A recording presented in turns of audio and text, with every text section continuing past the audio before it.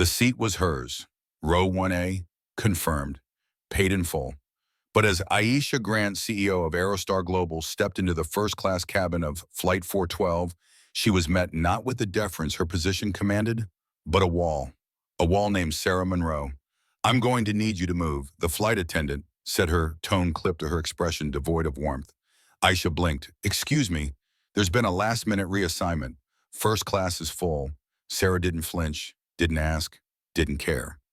She just reached for the boarding pass in Aisha's hand, and with a swift tug and a smirk, tore it in half. Across the aisle, a man in khakis turned away. A child stopped chewing mid-bite. Silence fell, and in that breathless moment, as the fragments of her boarding pass floated to the floor, Aisha Grant did not shout. She did not plead. She simply reached into her blazer pocket and tapped a single contact. "Thomas," she said, "I need the FAA and the SEC on standby. They just made a very big mistake. If you believe in justice, hit that like button and subscribe for more real-life stories that expose the truth." The soft thud of Aisha's torn boarding pass hitting the floor echoed louder in her ears than the roar of the engines outside. She remained perfectly still in seat 14C, her back straight, her hands folded in her lap as though she were in a courtroom. Her courtroom. But this time she was not the one behind the gavel. She was the one being judged. The stewardess, Sarah Monroe, had returned to the first-class cabin. No apology, no glance back, just gone vanished behind that ivory curtain that separated the luxury from the tolerated. Around her, the passengers in Economy Plus shifted uneasily. No one said a word, but everyone had seen what happened. Aisha wasn't just reassigned, she was demoted. Not by a computer error, not by a lack of seating, but by choice, intentional. A man across the aisle pretended to sleep. A woman with a company badge turned her face to the window. A teenage boy 2 rows back stared openly, then quickly looked away. Aisha took a breath. Steady, precise, measured. She reached into her pocket and removed what was left of her boarding pass. Folded once, torn neatly down the middle. It wasn't just paper anymore. It was evidence. Evidence of disrespect. Evidence of how easily status, power, and dignity could be dismissed with a flick of the wrist if you looked the wrong way in the right seat. She didn't cry. Not here. Not now. Instead, she pulled out her tablet. The glow from the screen lit up her face as her fingers moved in silence. She drafted an internal memo quietly labeled, "Urgent Manifest Discrepancy, Flight 412. Not emotional, not angry, just facts." She outlined the boarding reassignment, logged the timestamp, noted Sarah Monroe's name. She included no adjectives, no adverbs, only truth. Then she sent the message to her COO, her chief counsel, and 2 board observers who were supposed to meet her in Miami for the final acquisition review. The subject line, "The cost of culture, immediate action required." Done. Across from her, a businessman with a lanyard around his neck glanced her way and gave a faint, almost imperceptible nod, a gesture that said, "I saw what they did. And I know who you are." But he said nothing. Aisha didn't need words. She had seen that nod before. In boardrooms, in courtrooms, in Senate committee hearings. It always came after the damage had been done, when it was safe to express solidarity, not when it mattered.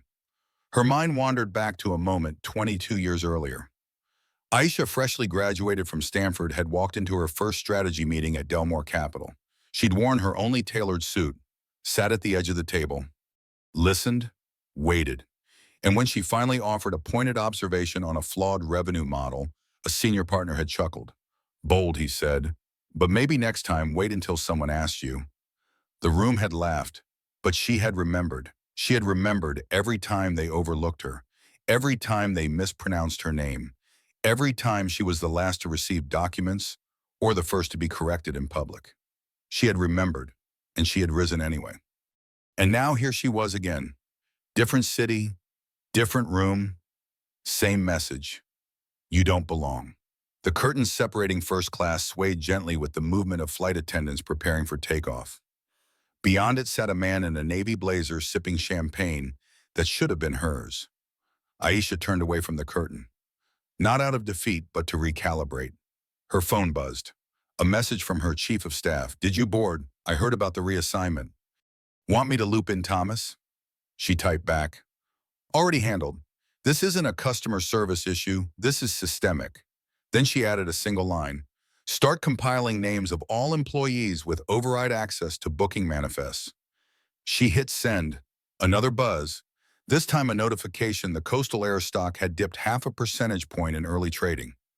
A blip, a whisper. But she knew what was coming, because humiliation had never been her ending. It had always been her beginning. At the front of the cabin, Sarah Monroe reappeared. She pushed the beverage cart with mechanical cheer, offering drinks to passengers who still avoided Aisha's gaze. When she reached row 14, Sarah's eyes flickered. Just for a second. Aisha stared straight ahead. Can I offer you something to drink? Sarah asked flatly. Water, Aisha replied, calm, controlled. Sarah poured it. No eye contact, no apology. The plastic cup trembled slightly as she handed it over. Aisha took it with grace. Not because she needed it, but because she wanted Sarah to know, no matter what had just happened, she was still composed, still in control, still herself. And Sarah had become the face of a much larger problem. Aisha sipped the water, leaned back, and closed her eyes. This wasn't the fight she planned to have today, but it had just become the most important one. And 30,000 feet above Shangwo, the storm was only beginning to gather. At cruising altitude, the cabin settled into a routine hush. Ice clinked in plastic cups, flight attendants whispered over coffee pots, in overhead vents droned with mechanical indifference. But in seat 14C, Aisha Grant was wide awake, strategizing. She didn't look like a woman plotting to dismantle an empire. She looked like any other high-mileage traveler, blazer folded, tray table down, tablet aglow. But inside, every circuit of her mind was lit. The humiliation she'd endured wasn't a personal offense. It was a strategic breach. And now the full power of her position was quietly igniting behind her eyes. Aisha's hands moved calmly across her screen. Her corporate dashboard displayed in split panes operational access logs, media alerts, real-time employee profiles of Coastal Air's executive team. She tapped into Aerostar Global's legal resource portal, accessing her emergency protocol binder, a document she had authored herself during a merger negotiation 2 years prior. She wasn't just Aerostar's CEO. She was the architect of its acquisition playbook. She switched tabs. One name stood out: Carl Whitman, senior night supervisor, 32 years at Coastal. No college degree, but a career forged through loyalty and backdoor influence. He was the one who had accessed the override function manually at 5:52 a.m. Aisha's face remained expressionless, but the tap of her finger grew sharper. She drafted a secure message to Thomas Harrington, her chief legal officer. Thomas Whitman was the override. I want his employment file pulled. Look into past HR complaints, especially anything involving bias, retaliation, or breach of protocol. Assume nothing. She hit send. Aisha's heart rate was steady now, not from calm, but from clarity. Coastal Air wasn't just rotting at the edges. It was collapsing from the center, and she had just found her entry point. She opened her phone's internal messaging app, a direct line to the FAA compliance liaison she'd met last year at the Aviation Integrity Summit in Seattle. His name was Robert Lyman, former Navy, quiet, professional, the kind of man who didn't react unless something was truly wrong. She typed, Robert. A matter of concern has emerged. Coastal Air manifest override performed without maintenance justification. Investigating internally, but wanted you aware in case additional irregularities surface. Will escalate if warranted. She didn't use bold claims. She never did. Her power wasn't in her volume, it was in her precision. Robert replied within minutes. Thanks, Aisha. Appreciate the heads up. Let me know if you flag anything unusual. We'll stay on standby. It was enough. A thread now connected her to every regulatory body that mattered. She hadn't pulled it yet, but she would. And when she did, Coastal Air wouldn't be looking at one angry passenger. They'd be looking at an activated network of federal compliance officers, aviation regulators, and investor watchdogs, all quietly waiting for her signal. Across the aisle, the businessman who had nodded earlier cleared his throat. Ms. Grant? He asked hesitantly. She turned cool and composed. Yes, he leaned in slightly, his voice low. I saw what happened. With the ticket. That was uncalled for. Aisha didn't blink. Yes, it was. I've flown this airline for years, he continued, seen my share of seating mishaps, but that he trailed off, glancing toward the curtain that was different. Aisha studied him for a beat. Mid-40s, navy blazer, Goldman Sachs pin on his lapel. Not her ally, but not her enemy either. A middle-tier power player who could recognize when someone higher had just been disrespected. She offered him a polite smile. Thank you for acknowledging it. He gave a slow nod, then turned back to his laptop. The conversation ended, but not without consequence. Even silence could be converted into signal. She knew that every nod, every whisper, every glance in the cabin was a data point. She switched back to her dashboard. Live engagement from the press center at Aerostar was climbing. News of her downgrade hadn't leaked yet, but rumors were starting to bubble on internal networks. Someone in the operations center had shared a redacted version of her name in a Slack channel. She'd seen it, and she'd screenshotted it. She added it to a new folder titled Flight 412 Evidence Chain. Suddenly, a message appeared from her assistant, Olivia. Your statement is prepped, ready when you give the green light to escalate. Also, press team has flagged Sarah Monroe as the flight attendant on board. Want us to dig into her personnel history? Aisha's reply was swift. Yes, discreetly. Cross-reference with any prior passenger complaints. Also request her incident reports from the last 6 months. The veil was thinning now, and Aisha wasn't waiting to be apologized to. She was preparing her strike. She reopened the passenger manifest. 58 passengers, 4 cabin crew, 2 pilots, 1 digital flight data recorder, and soon 1 reckoning. Her finger hovered above the contact for FAA field liaison. Not yet, but close. Aisha took another sip of her water, then turned back to her tablet. Let them serve the drinks. Let them smile. She was already assembling the court, and when the time came, this airline wouldn't even know what hit it. Down in the Coastal Air Operations Center in Atlanta, the morning shift buzzed with its usual rhythms. Headsets clicked, dispatchers coordinated turnaround times, and monitors flashed with departure statuses. But in Cubicle 3D, where Carl Whitman hunched behind a terminal, smudged with fingerprints, something darker stirred beneath the surface. Carl's screen still showed the override log from earlier that morning. A flick of the mouse revealed the boarding reassignment he'd manually processed. 5:52 a.m. Grant Aisha downgraded to 14C. He rechecked it, not out of guilt, but pride. He leaned back in his chair and popped open his thermos of stale coffee. To him, this wasn't sabotage, it was justice. She's not one of us, he muttered under his breath, echoing a phrase that had been tossed around the floor for months. The union boys, the midnight mechanics, the flight control veterans, they all whispered about the buyout. Aerostar Global wasn't just acquiring Coastal. It was erasing it, and Aisha Grant in his mind was the executioner. She needed to be reminded, Carl told himself, that no matter her position, she didn't build this place.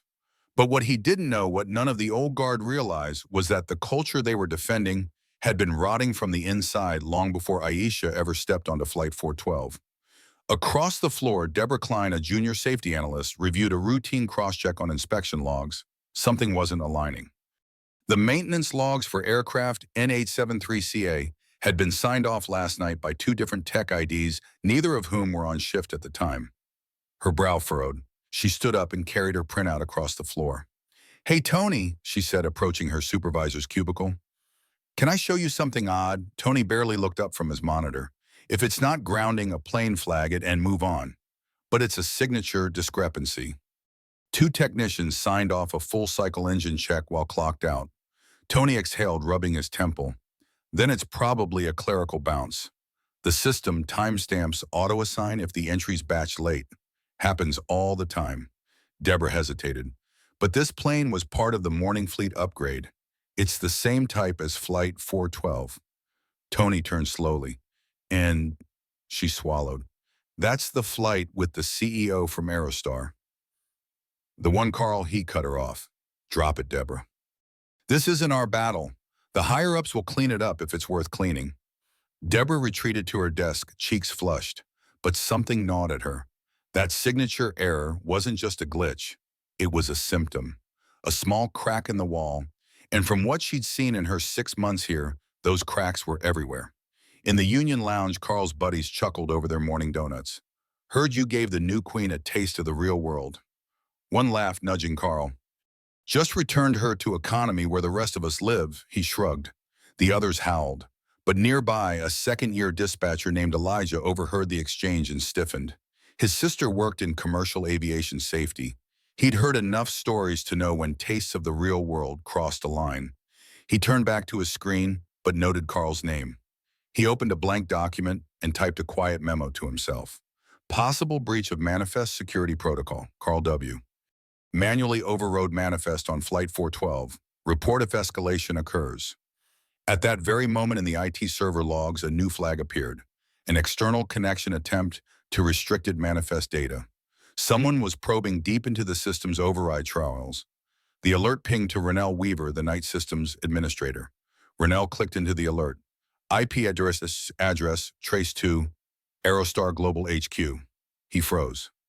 Either someone inside was covering their tracks, or someone outside had already found the smoke. And smoke was everywhere.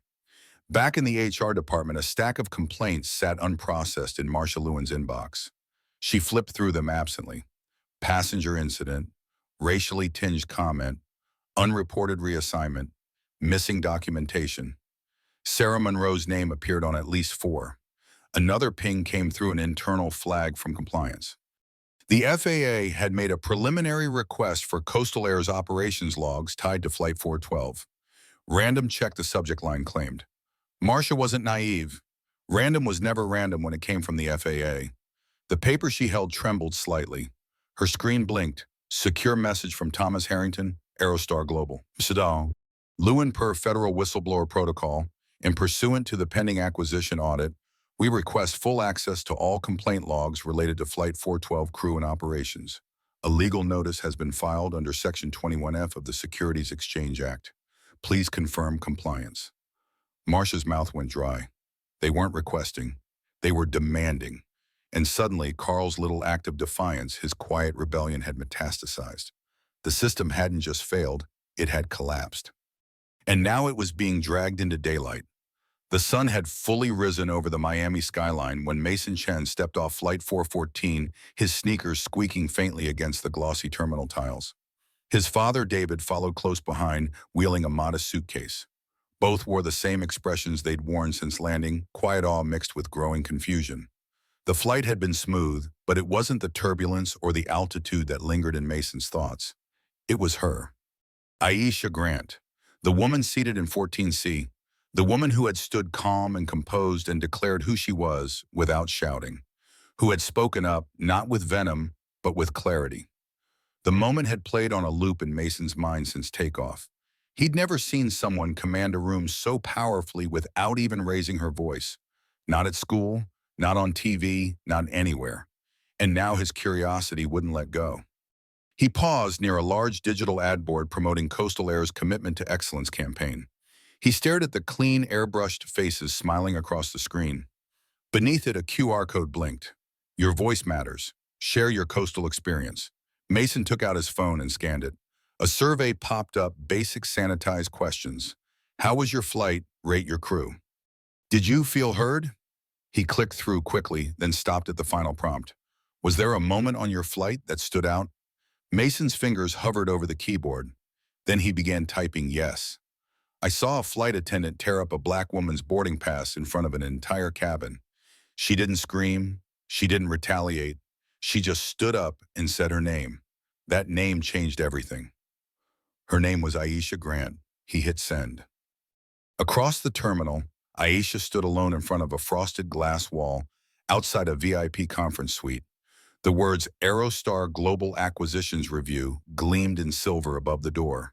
Her phone buzzed again, another notification from Thomas Harrington. FAA follow-up request received. Safety audit greenlit. Coastal stock down 11.7%. Projected recovery post-statement.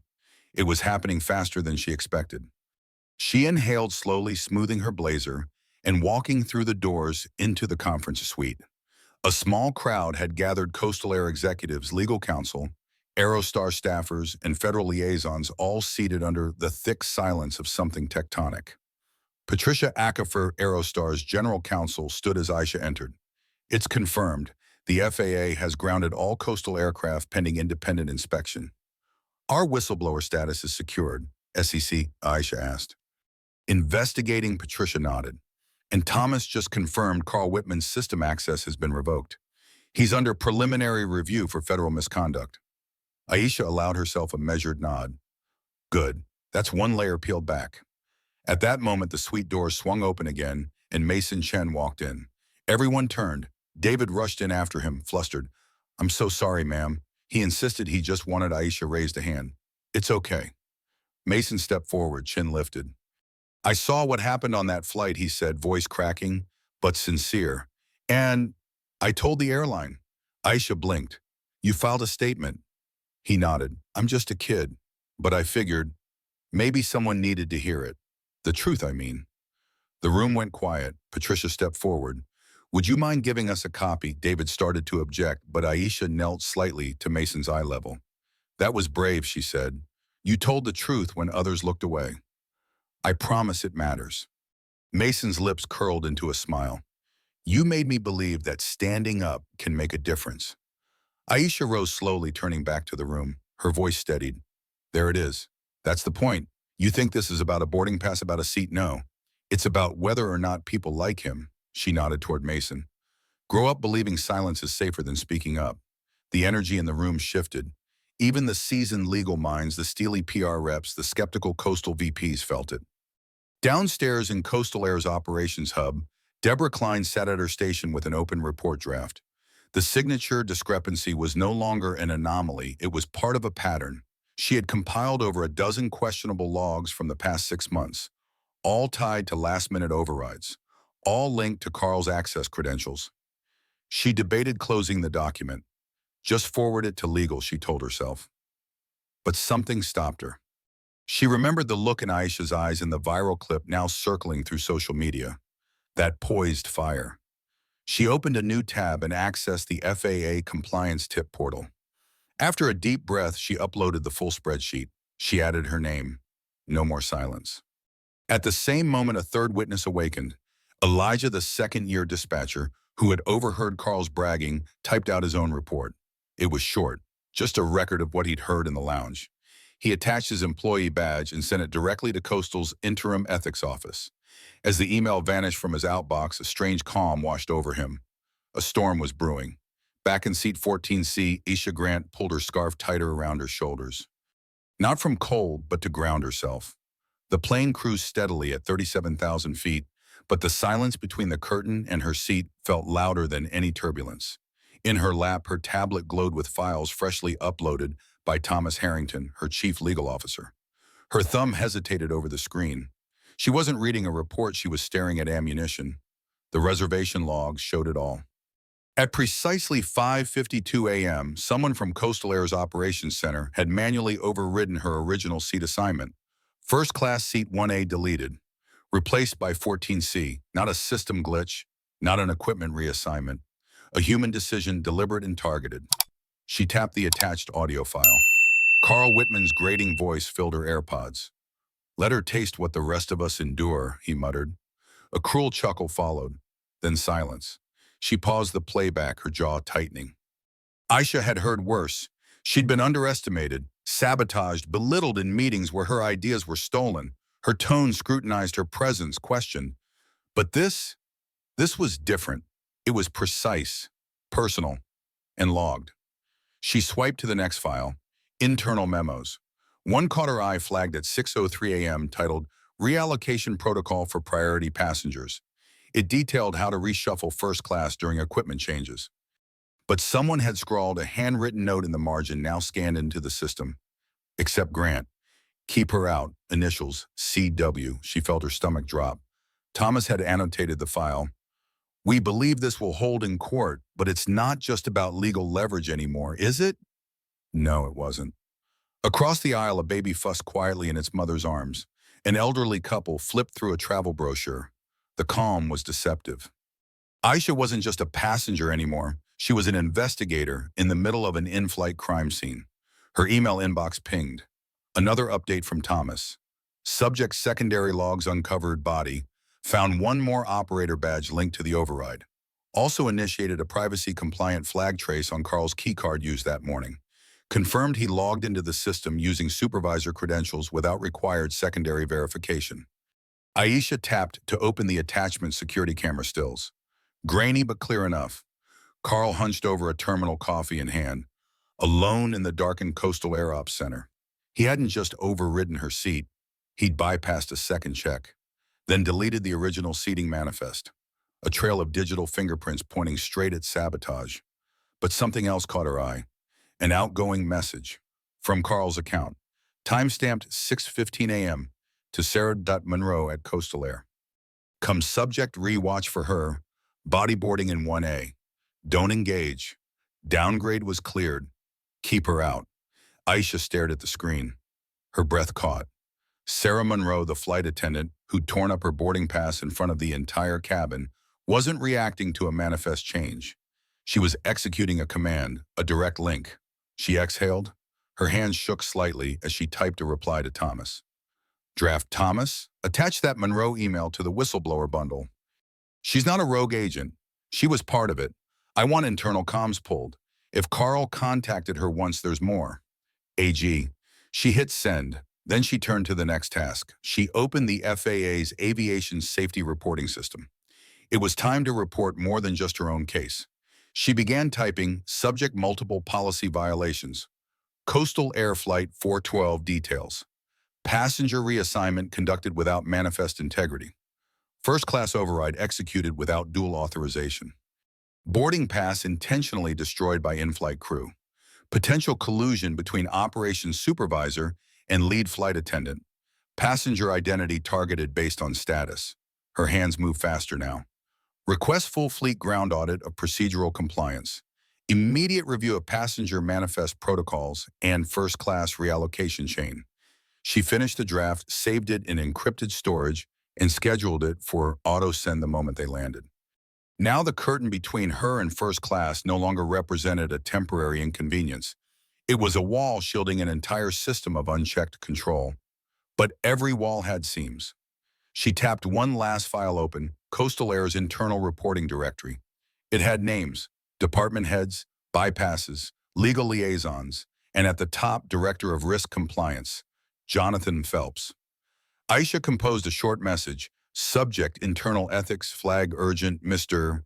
Phelps, as CEO of Aerostar Global and pending acquirer of Coastal Air.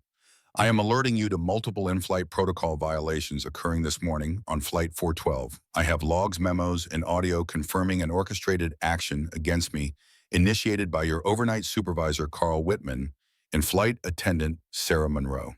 Please consider this a formal alert. I expect an immediate investigation.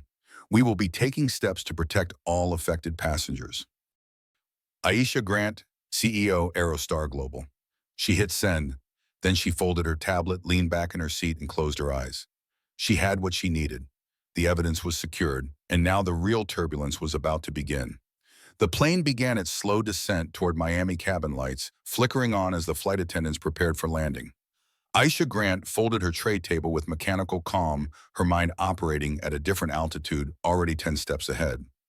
The paper fragments of her torn boarding pass still rested in her inner blazer pocket, now accompanied by emails, logs, video timestamps, and audio files.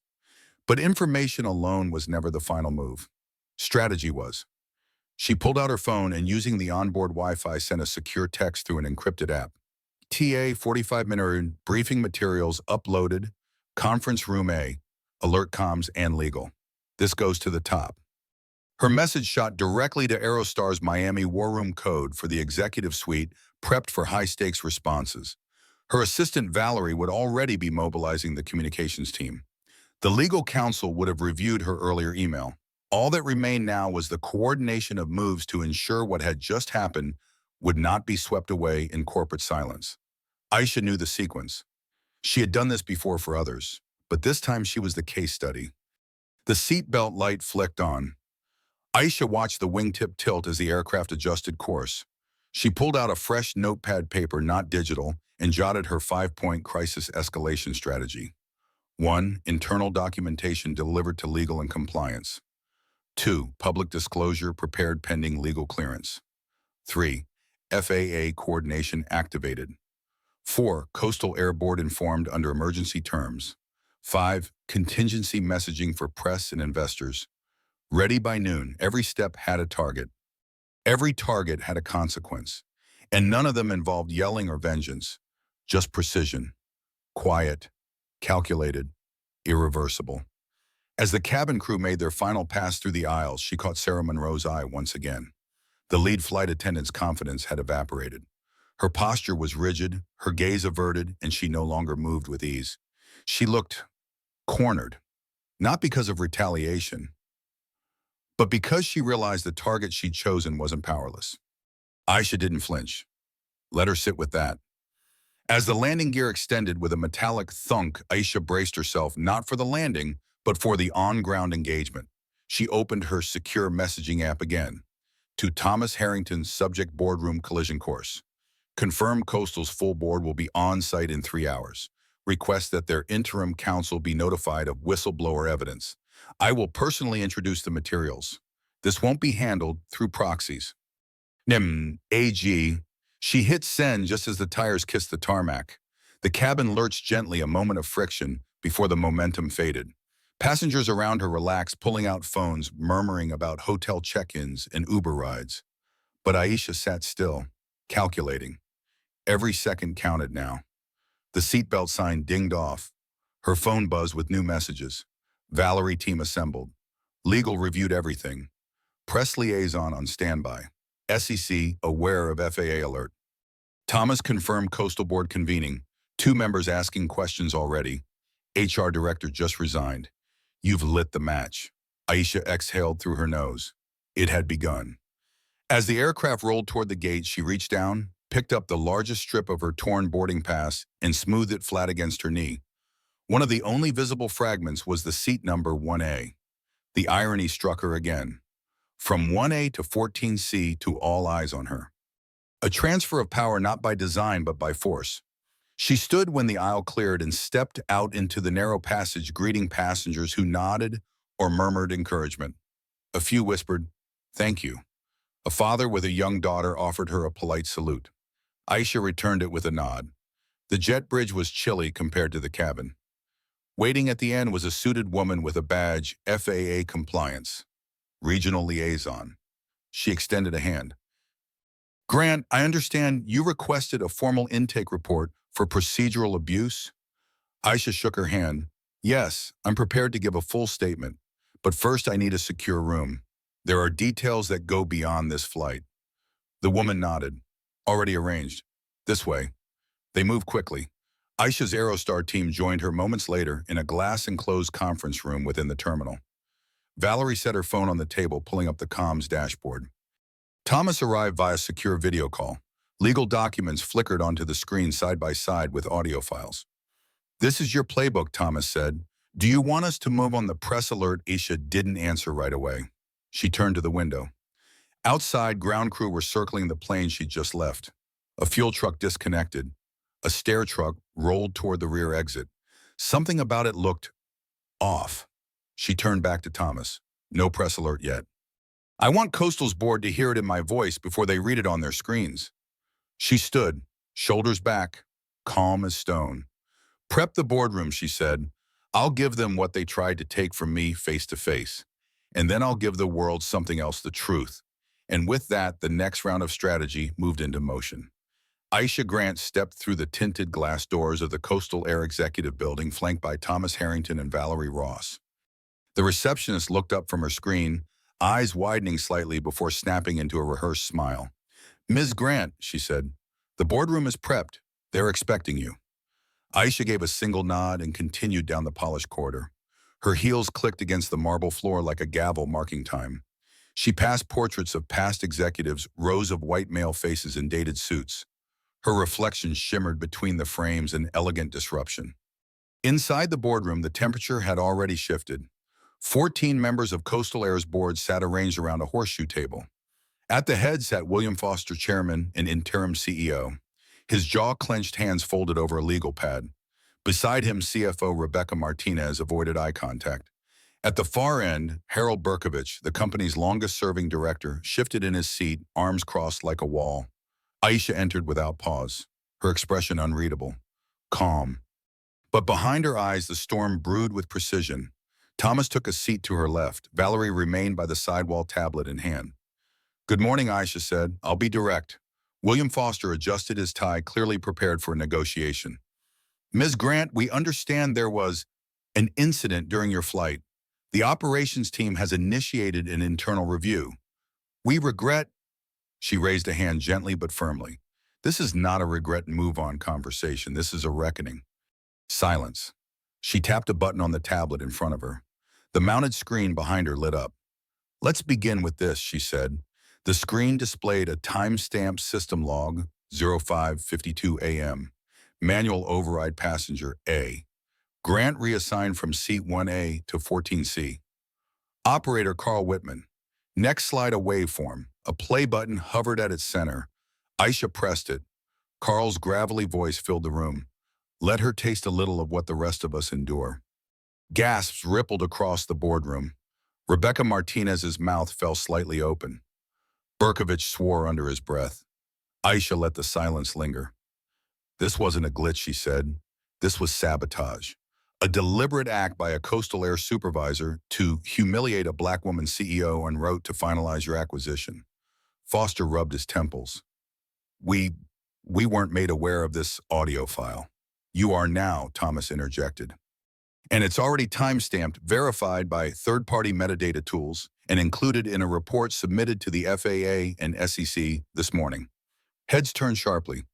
You went to regulators before coming here, Berkovich's voice cracked. Aisha turned to face him. No, I went to regulators after your employee downgraded me, tore up my boarding pass, and weaponized protocol to make a point about who deserves to sit in first class. You didn't just insult a passenger. You exposed a systemic failure in your leadership culture. Foster shifted, trying to recover. Look, we understand the optics. This is not about optics, she interrupted. This is about safety. This is about culture. This is about trust. And you've compromised all three. She turned back to the board. So let me be clear, the acquisition deal is paused, not canceled. But I'm demanding full compliance with a revised agreement that includes the following. Thomas tapped his screen and the slide changed. 1. Immediate suspension of all personnel involved pending external investigation. 2. A third-party cultural audit across all levels of coastal air. 3. Mandatory bias and ethics training for every employee starting with senior leadership. 4. Installation of an Aerostar oversight liaison within your operations chain. 5. A public apology delivered not to me but to your passengers. Foster leaned back. These terms are unprecedented. No, Aisha said. They're overdue. Berkovich scoffed. You're leveraging one bad apple to rewrite our entire company structure. No, she repeated calmly. I'm leveraging proof of systemic decay to prevent a future tragedy, financial or human. Rebecca finally spoke. What happens if we agree? Aisha looked at her. You earn back an ounce of credibility. And you keep your airline in the sky. More silence. Foster sighed. And if we don't, Aisha held his gaze. Then by 4 p.m. the SEC goes public with my whistleblower file. FAA keeps your fleet grounded. Your shareholders get wiped. And your company becomes a cautionary tale on every news channel for the next 6 months. She sat down. Your choice. Valerie dimmed the screen. The board members stared at one another, a hushed chaos erupting in expressions and whispered arguments. Finally, William Foster straightened his back. We'll deliberate for 1 hour, he said. Please wait in the executive lounge. Aisha stood. Take 2, she replied. But just remember, every delay is another headline. She turned and walked out, heels echoing like closing statements. Behind her, the reckoning began. Part 8, Direct Confrontation. Exactly 850 words per quatrain, 20 fun. Video. 90-foot Aisha Grant stepped through the tinted glass doors of the Coastal Air Executive Building flanked by Thomas Harrington and Valerie Ross. The receptionist looked up from her screen, eyes widening slightly, before snapping into a rehearsed smile. Ms. Grant, she said, the boardroom is prepped. They're expecting you. Aisha gave a single nod and continued down the polished corridor. Her heels clicked against the marble floor like a gavel marking time. She passed portraits of past executives, rows of white male faces in dated suits. Her reflection shimmered between the frames in elegant disruption. Inside the boardroom, the temperature had already shifted. 14 members of Coastal Air's board sat arranged around a horseshoe table. At the head sat William Foster, chairman and interim CEO, his jaw-clenched hands folded over a legal pad. Beside him, CFO Rebecca Martinez avoided eye contact. At the far end, Harold Berkovich, the company's longest-serving director, shifted in his seat, arms crossed like a wall. Aisha entered without pause, her expression unreadable. Calm. But behind her eyes, the storm brewed with precision. Thomas took a seat to her left. Valerie remained by the sidewall, tablet in hand. "Good morning," Aisha said. "I'll be direct." William Foster adjusted his tie, clearly prepared for a negotiation. "Miss Grant, we understand there was an incident during your flight. The operations team has initiated an internal review. We regret—" She raised a hand gently but firmly.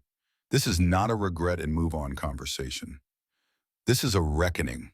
Silence. She tapped a button on the tablet in front of her. The mounted screen behind her lit up.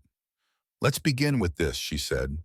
The screen displayed a time-stamped system log, 05:52 a.m. Manual override, passenger A.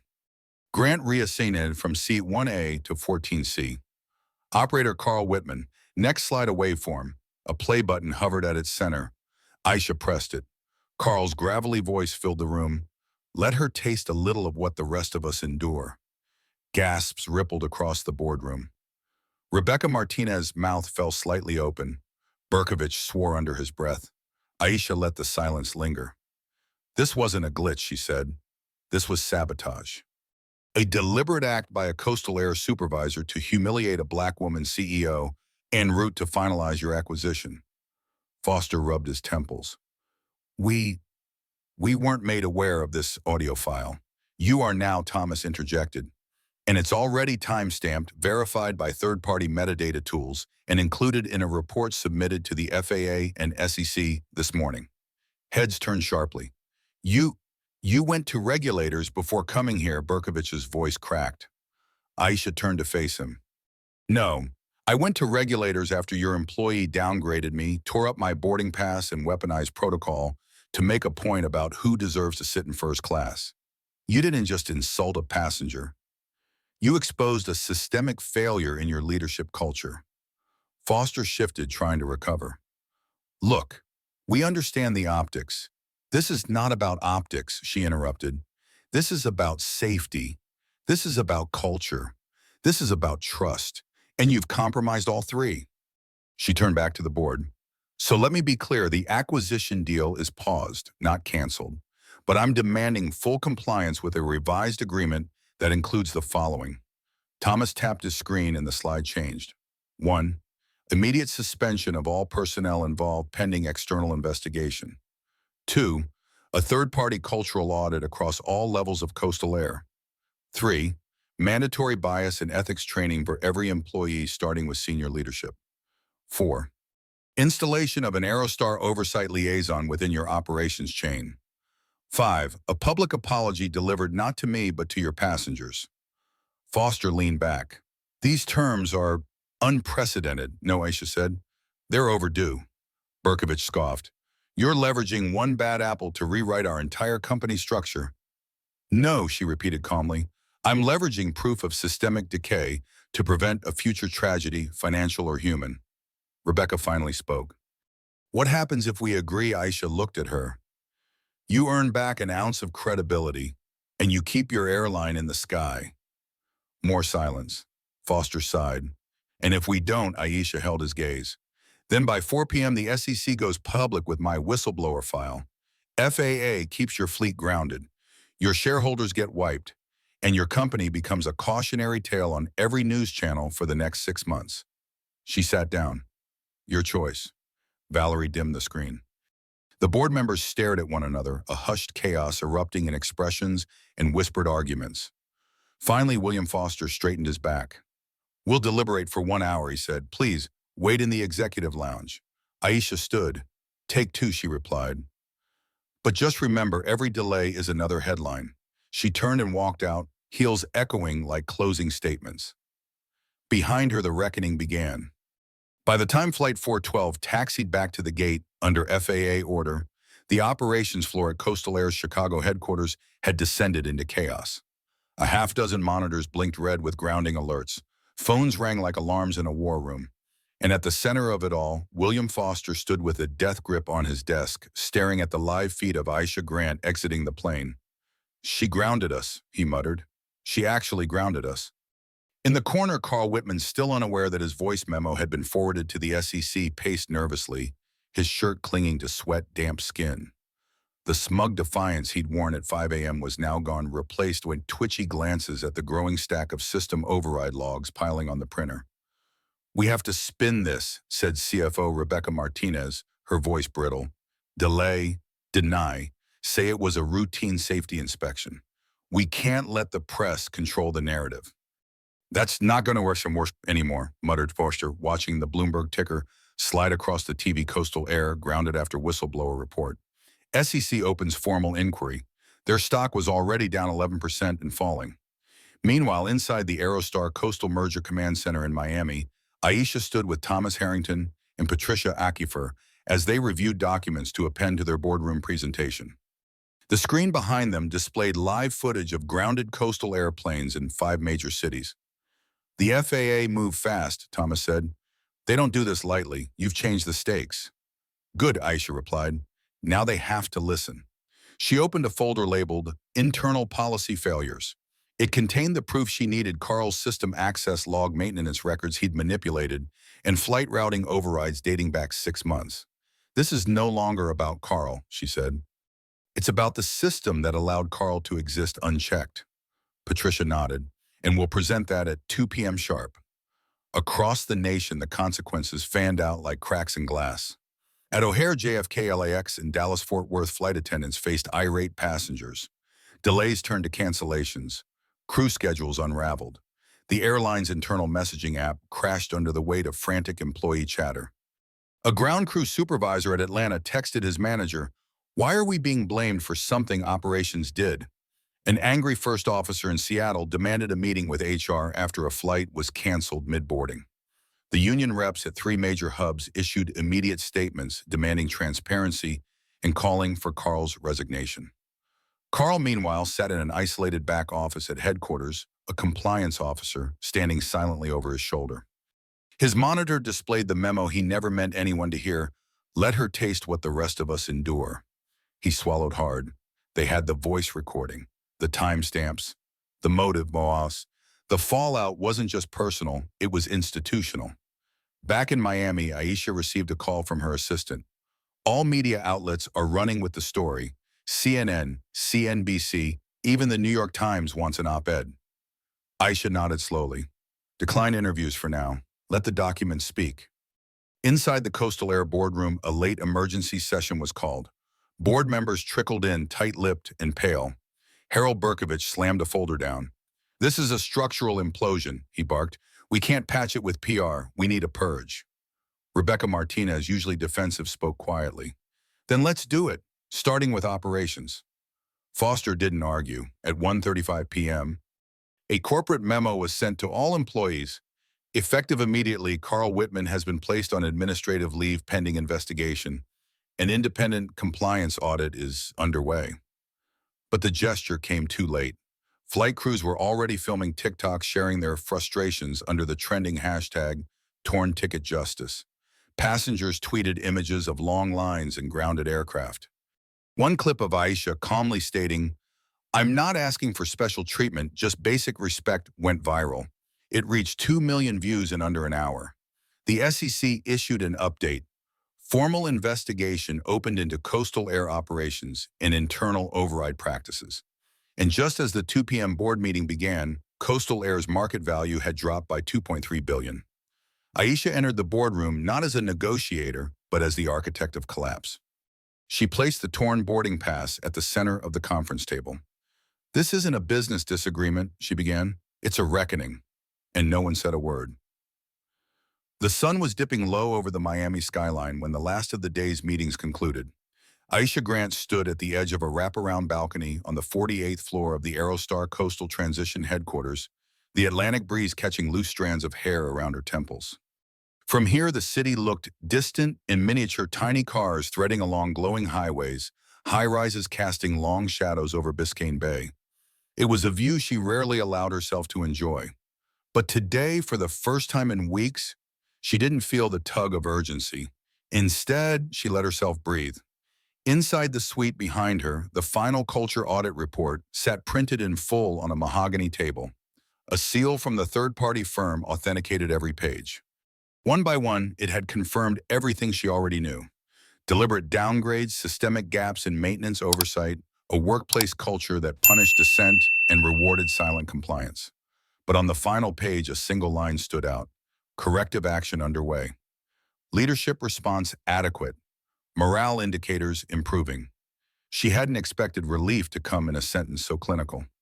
A faint knock tapped at the suite's double doors before they opened. Rebecca Martinez entered, now reinstated not only with board approval, but with full staff backing. She wore a fitted navy blazer with Coastal's lighthouse logo newly integrated into Aerostar's winged emblem. The two brands, once rivals, now fused, symbolized more than a corporate merger. They marked a cultural rebirth. "Board's unanimous," Rebecca said, stepping onto the balcony beside Aisha. "They've approved the revised operational charter training mandates and leadership compliance audits for the next 18 months. Aisha nodded slowly. "And the Employee Advisory Council voted in 7 members, cross-departmental. First meetings start next Monday." Aisha exhaled, the tension in her shoulders finally loosening. "It's happening." "It's already happened," Rebecca corrected gently. "You just didn't stop to notice." Down below, the new signage glowed across the tarmac: Aerostar Coastal Airways. The letters shimmered in backlit gold, casting a reflection over the glass doors of the terminal entrance. The name was only slightly different, but the difference in meaning was seismic. Inside the building, murals of legacy employees now stood where once there were only hollow slogans. Flight crews featured in promotional posters were no longer anonymous stock images, but real team members, some with over 20 years of service. One corner of the terminal, they housed a tribute wall displaying framed memorabilia from the day Flight 412 returned to the gate.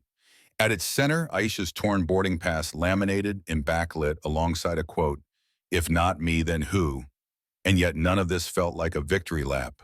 It felt more like a quiet beginning, a foundation fragile but firm. Rebecca leaned against the balcony rail, her gaze locked on the twilight horizon. "I still can't believe Carl pulled that stunt, that he thought it wouldn't come to light." Aisha didn't answer right away. When she did, her voice was low. It was never just Carl. He was a symptom. The silence that let him operate for so long, that's the real illness. They stood there in silence, two women who had once faced each other across adversarial board tables, now united by a cause neither of them could have predicted. Somewhere below, a flight roared into the sky, its engines echoing against the glass.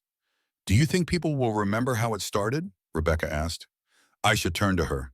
"Maybe, but it's more important they remember what came after." Later that night, after the press had gone, after the stakeholders and regional VPs had packed up their leather portfolios and business cards, Aisha remained in the suite, alone. She walked barefoot across the soft rug toward the low shelf where she'd set a single object from her bag. It was the largest strip from her shredded boarding pass, the one she'd kept in her blazer pocket since the incident. The print was faded, now creased from folding, but the seat number was still legible, 14C. She slipped the fragment into a shadow box frame and rested it on the table beneath a new company photo of the leadership team. The juxtaposition felt deliberate. Seat 14C had been a symbol of humiliation once, but now it was her cornerstone. The moment when her silence broke, when her dignity no longer took second place to diplomacy, when change stopped being a theory and became action. The phone buzzed. It was Mason Chen. "Mason Chen, Ms. Grant, I just saw you on the news. My dad and I are flying to Seattle next week on Aerostar Coastal. First time I'm not nervous getting on a plane." Aisha smiled at the message, then tapped a reply. "Aisha Grant, proud of you, Mason.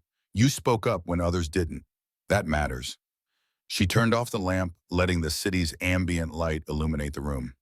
For all the chaos that had spun from one cruel decision, something undeniable had emerged: new leadership, true accountability, and the restoration of dignity, starting from the very seat they tried to take away.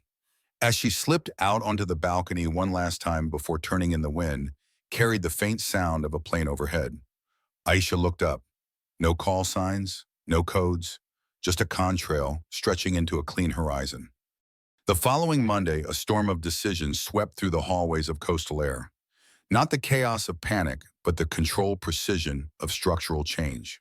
From Atlanta to San Diego, gate agents logged into their workstations to find newly implemented interfaces.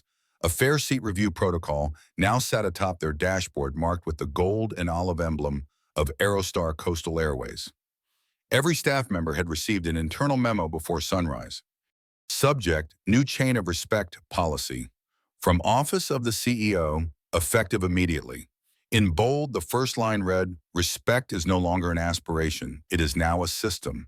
While most airlines were still scrambling to recover from seasonal delays and union pressures, Aerostar Coastal was becoming something of an industry anomaly. It had grounded 183 planes, triggered a federal investigation, and yet somehow its internal morale was rising measurably. At the Coastal Air Ops Center in Dallas, Thomas Harrington and a hand-picked team of legal compliance and tech officers now ran a daily war room, not one for damage control, but for architecture. Every procedural override was now double-key authorized. Carl Whitman's former access level, once unregulated, had become a case study in unchecked power. His name was scrubbed from systems, but his legacy lingered as a cautionary tale. His keycard was now laminated in red and pinned to a training board beneath the title, The Last Unauthorized Override. In Seattle, a separate office handled the rollout of the Cultural Flight Path Initiative, an internal framework launched under Rebecca Martinez's new division. The department's focus retrained the structure itself.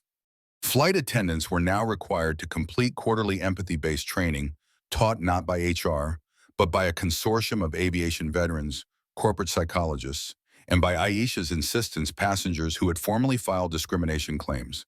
Across 23 regional hubs, dozens of coastal employees had been moved, retrained, or quietly reassigned. Some took the hint. Others refused to change. One by one, the latter began submitting resignations, each citing philosophical misalignment. No one begged them to stay. Back at Aerostar's Chicago headquarters, Aisha sat in a glass conference room overlooking the flight tarmac, reviewing the results of the first 100 days since the incident on Flight 412. Her Mont Blanc pen tapped against a thick binder titled Changelog Post Grounding Compliance Metrics. Thomas stood at the far end of the table. The numbers are undeniable, he said, his voice neutral but energized. Employee reported incidents down by 38%. Anonymous hotline usage up by 71%. Passenger complaints about discrimination cut in half. Aisha flipped to the chart and paused. What about employee satisfaction? Climbed 12 points in 3 months, Patricia Aquifer added, entering with a printout. Even former union holdouts are praising the structural reforms. Aisha said nothing, but her eyes traced the column showing first-class ticket rebookings by minority customers, an uptick of 19%. Not just travelers returning, but finally feeling welcome. She closed the binder and looked up. I want it codified. Thomas blinked. The metrics, the respect protocols, the transparency chain, the dual authentication seat assignment logic. The whole framework. It's not just our recovery, it's our advantage. Patricia nodded slowly. You're thinking industry certification. Aisha's gaze was firm. I'm thinking industry transformation. By the end of the week, a branded document was in draft, the Respect Operating Standard ROS, TM, to be shared not just internally, but offered to every airline alliance Aerostar Coastal belonged to. Voluntary but highly recommended.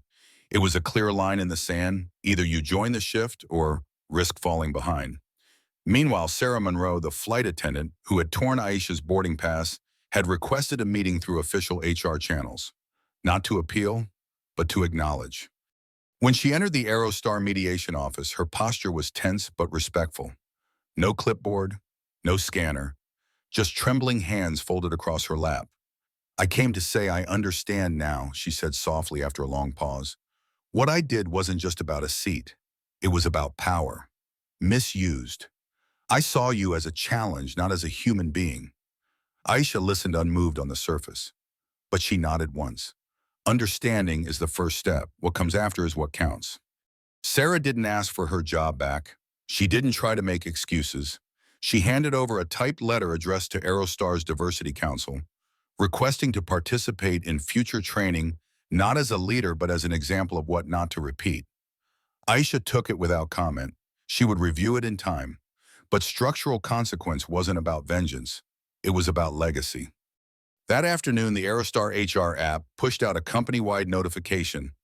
New update respect operating standard V1.0. Now live. Includes dynamic discrimination, reporting passenger advocacy, dashboard chain of command, conflict flag system. For the first time in Coastal Air's 97-year history, every structural layer top to bottom was being rebuilt, not for control, but for conscience.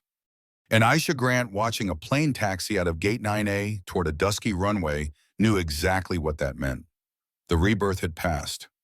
Now it was time for consequences that would outlive them all. 3 weeks after the Respect operating standard was launched, the once untouchable titans of Coastal Air's old guard were summoned not to lead but to explain themselves. Carl Whitman, former senior operations supervisor, was brought before an independent review panel at Aerostar Coastal's Denver campus. The room was stark, no plush boardroom chairs or flattering backlighting, just gray carpet, a neutral backdrop, and a 3-person panel wearing unimpressed expressions. Carl, now stripped of title and access, looked smaller than the man who once gleamed behind multiple monitors. He fidgeted with his watch, avoiding the eye contact of the stern woman across from him. Dr. Camille Rowe, a retired FAA compliance officer and now lead ethics investigator for Aerostar's internal commission. Mr. Whitman, she began, tone professional but clipped. Do you understand the nature of this proceeding? Carl cleared his throat. I was just trying to look. I had concerns about the merger, but I didn't mean for it to get out of hand. I didn't think it would. His voice trailed off.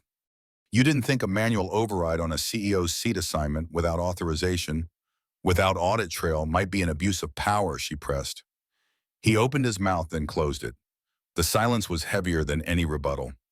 Let the record show, Dr. Rowe said, that the respondent declines to justify the override under Coastal Air's documented chain of protocol. From the observation gallery behind the glass, Aisha watched with a composed expression. She didn't need Carl to grovel. She needed the culture that enabled him to be seen confronted and disarmed. Down the hall, another meeting unfolded. This one in a conference room filled with new energy. At the head of the table sat Rebecca Martinez, the newly promoted president of airline operations. She no longer wore the cautious demeanor of a CFO boxed in by legacy leadership. Today she wore a blazer stitched in deep emerald, her grandmother's cross pinned proudly on her lapel. And beside her sat 3 newly appointed division leaders, all women, 2 of them women of color. The purpose of the meeting, establishing permanent oversight roles to replace the fractured trust left by Carl's ouster.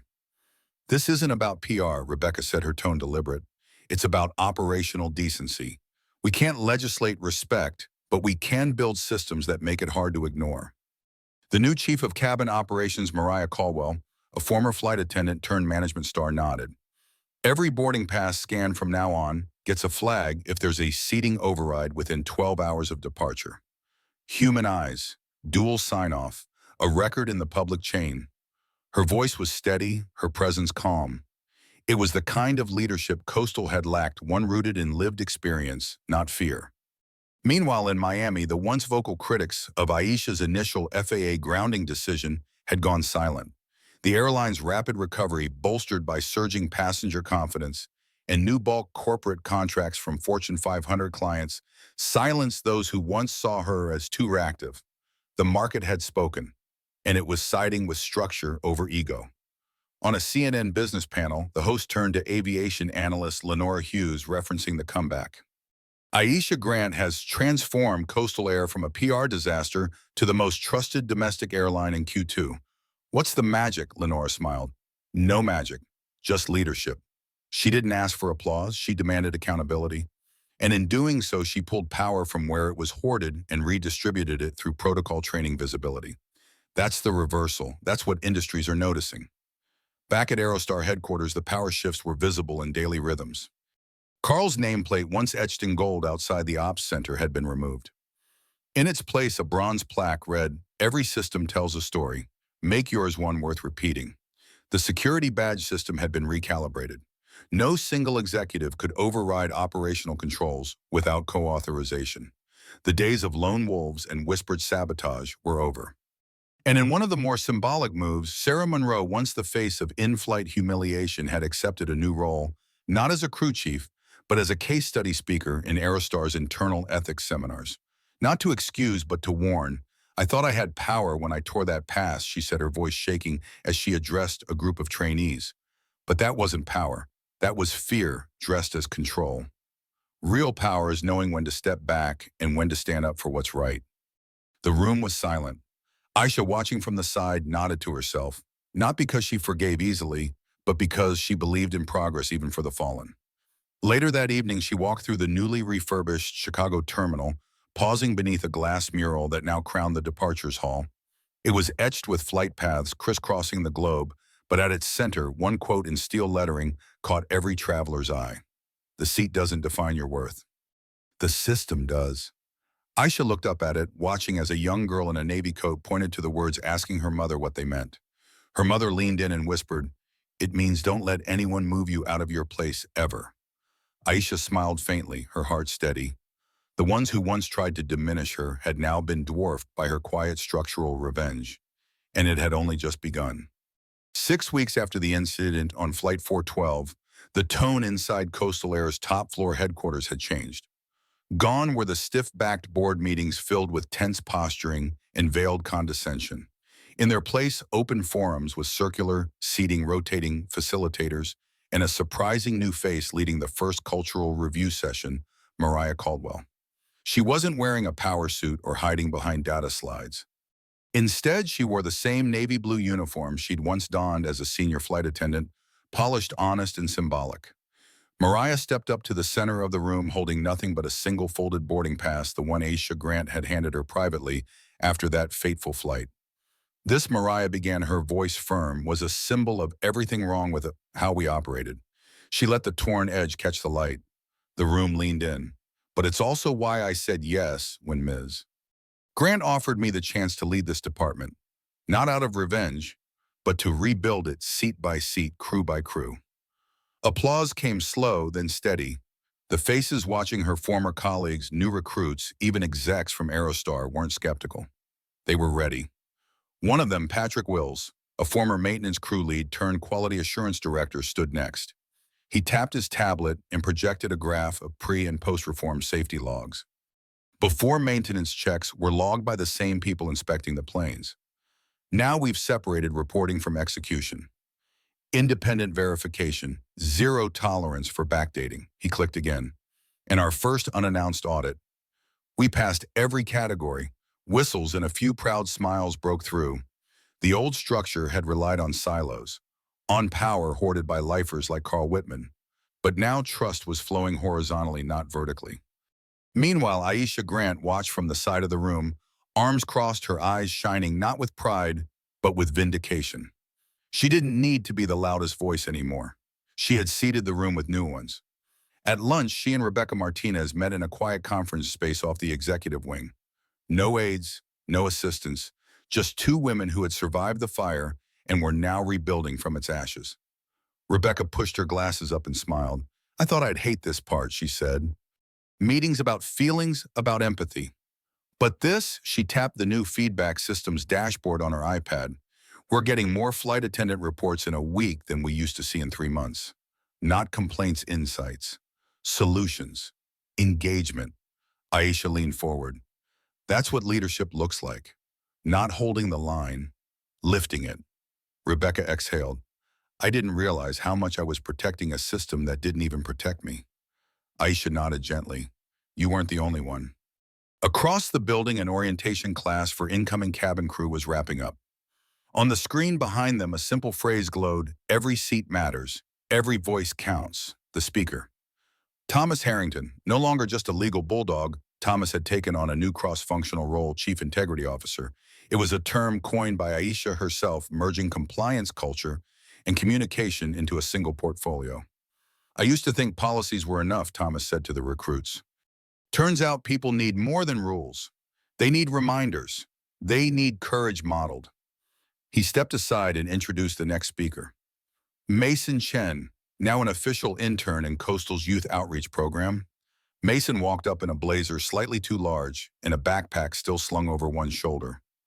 "I'm not a flight attendant," he said shyly, "or a CEO. I'm just a kid who watched something unfair happen and saw someone do something about it."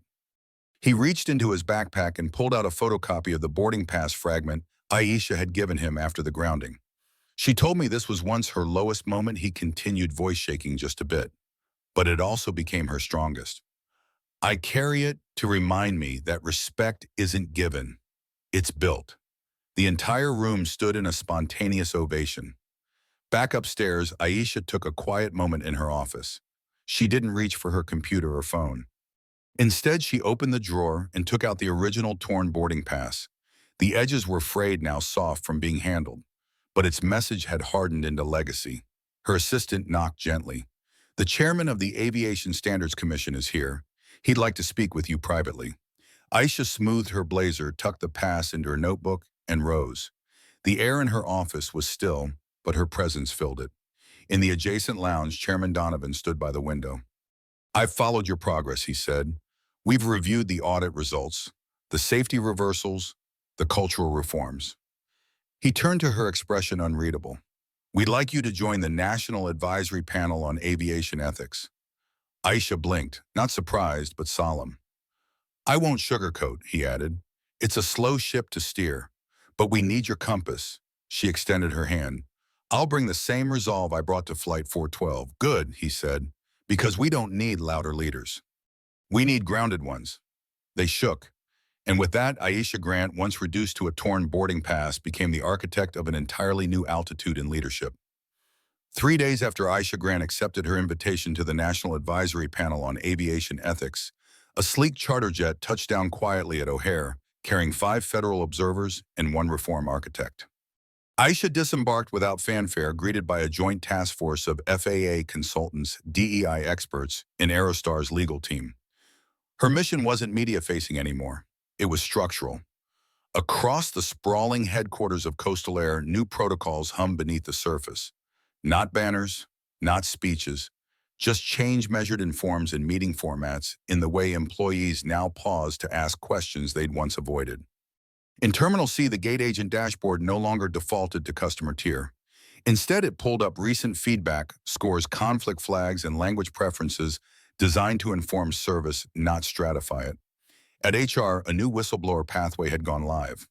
Anonymous reports were encrypted, time-stamped, and auto-routed to a third-party review board that included Aisha's hand-picked external firm. Rebecca Martinez now oversaw 3 new departments: Passenger Dignity Systems Oversight and Real-Time Accountability. Each one helmed by team leads who just months prior had been buried mid-level, unheard and unseen. Today, they shaped policy from the inside. One of those leads, Devin Price, sat in a newly renovated meeting room, previously the domain of senior ops strategist. Now it bore no plaques or titles, just a sign that read "Active Listening Zone." Devin adjusted his glasses, scrolling through the latest batch of escalation data. 78% of internal reports last quarter involved communication tone, not policy breach. That's huge.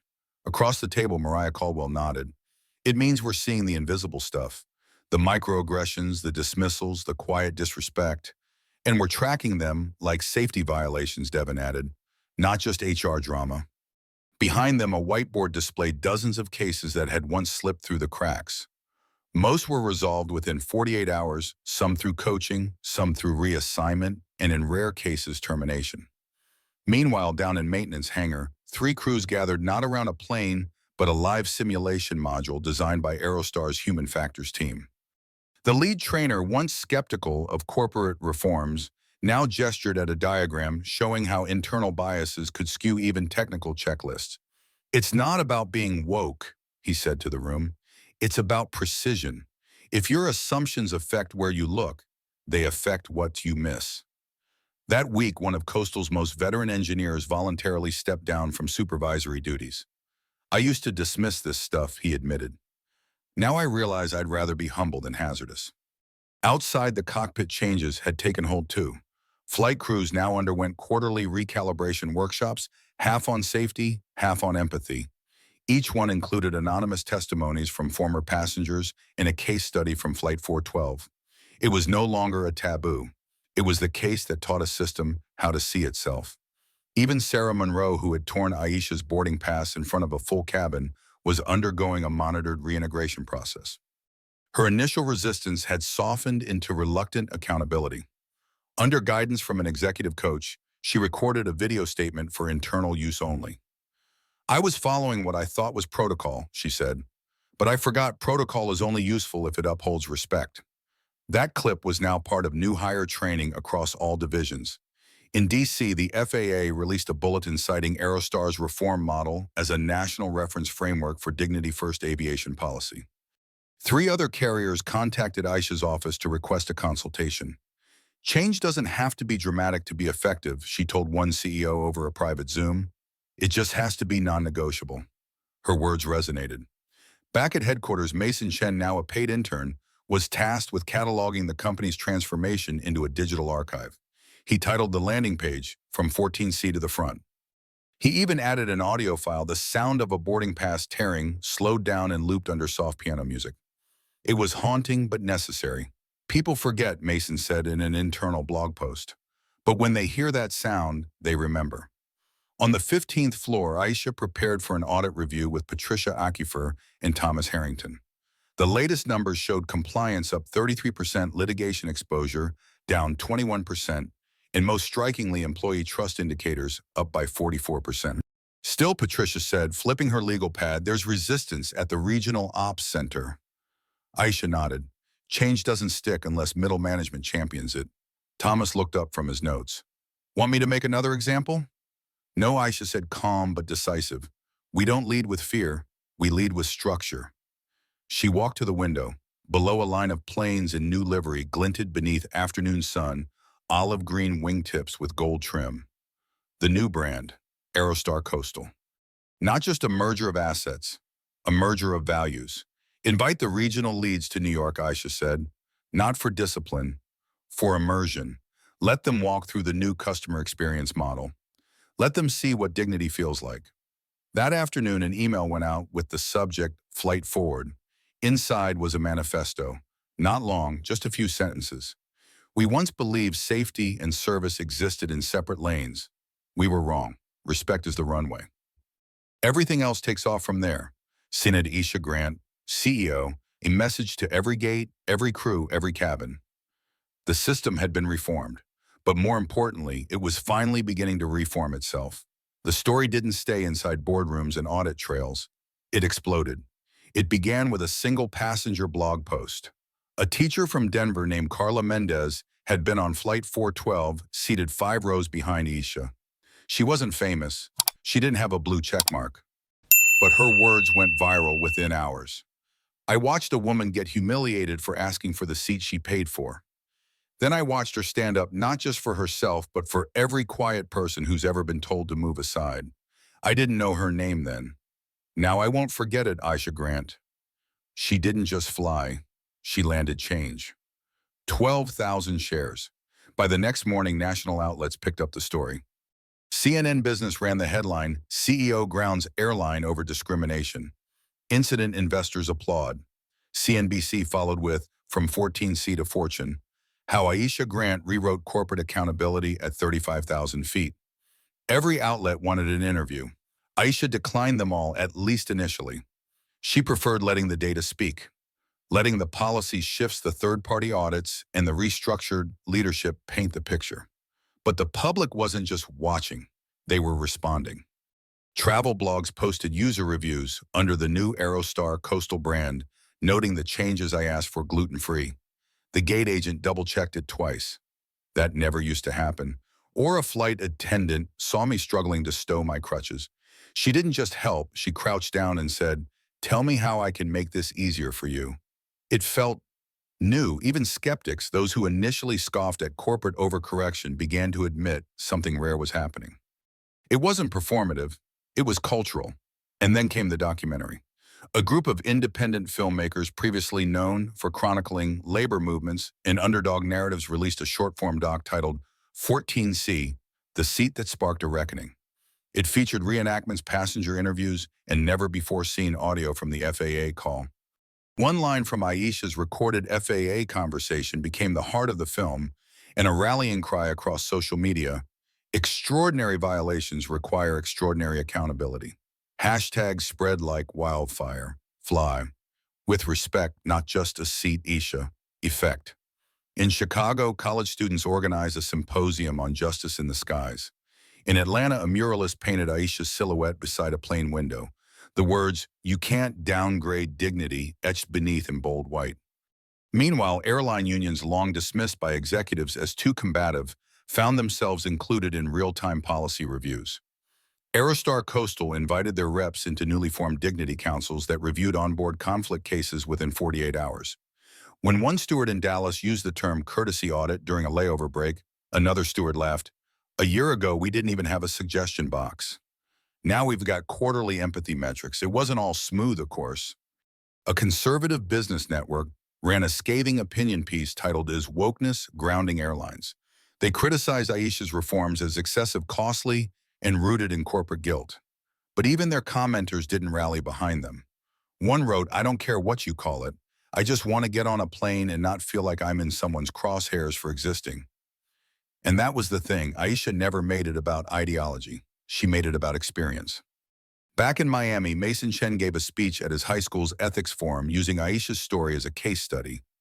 He shared how one torn piece of paper became the symbol of a broken culture and how a woman rebuilt it without shouting. She didn't go viral because she was angry, Mason said. She went viral because she was clear. A few days later, a pilot at Coastal Air's LA base requested to meet with Aisha. Captain Lillian Sharp, 27 years in the sky, greeted her with a salute, not because Aisha asked for it, but because she'd earned it. "I've watched leaders bark orders from the ground," Lillian said, "but you climbed into the cabin with us as us. That's rare. That's brave." Aisha smiled, the first genuine break in her usually composed demeanor. "Thank you," she replied. "But I wasn't alone. The system cracked, but we rose through the fault lines together." It wasn't just passengers or employees who took notice. Academia called. Harvard Business School requested permission to publish a case study. So did Stanford. MBA candidates in ethics and operations dissected her timeline of choices, debating her restraint, her escalation strategy, and the moral calculus of grounding an airline.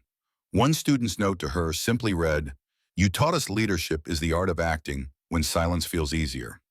In an airport in Denver, an older black woman approached Aisha in the restroom. She didn't ask for a selfie. She didn't even say her name. She simply pressed something into Aisha's hand and walked away.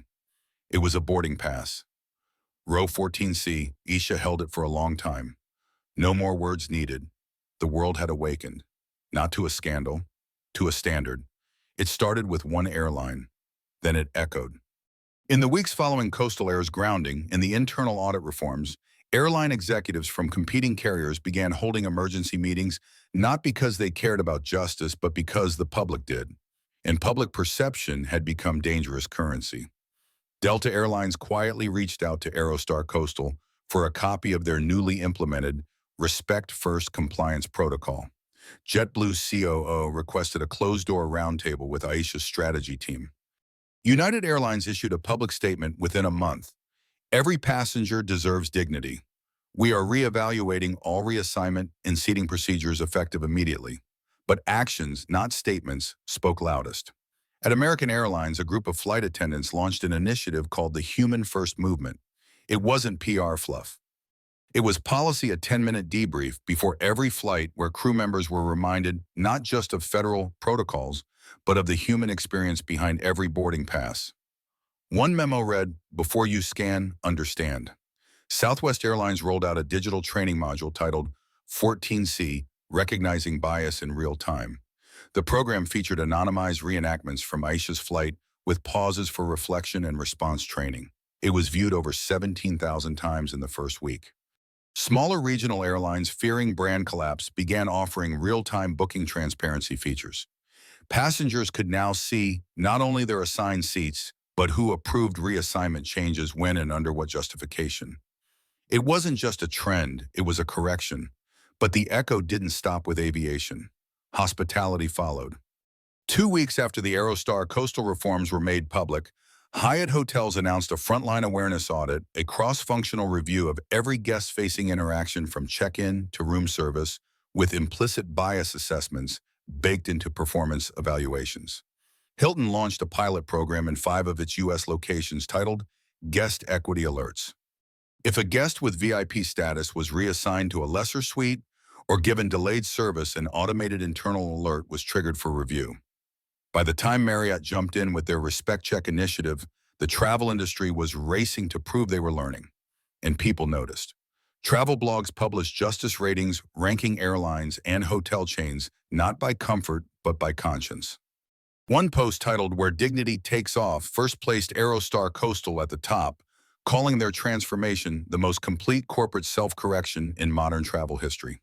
The financial world didn't stand idle either. ESG, environmental, social, and governance investors took note. Aerostar Coastal's stock rebounded by 19%, outperforming legacy carriers for the first time in over a decade. Hedge funds that previously considered culture irrelevant now flagged respect risk as a new metric. Morningstar, the investment rating service, added a new score to their airline profiles, Dignity Compliance Index, DCI. Aerostar Coastal earned a 97. On LinkedIn, executives who once ignored soft skills flooded their profiles with statements like "building cultures of accountability" and "inspired by Aerostar's 14C transformation."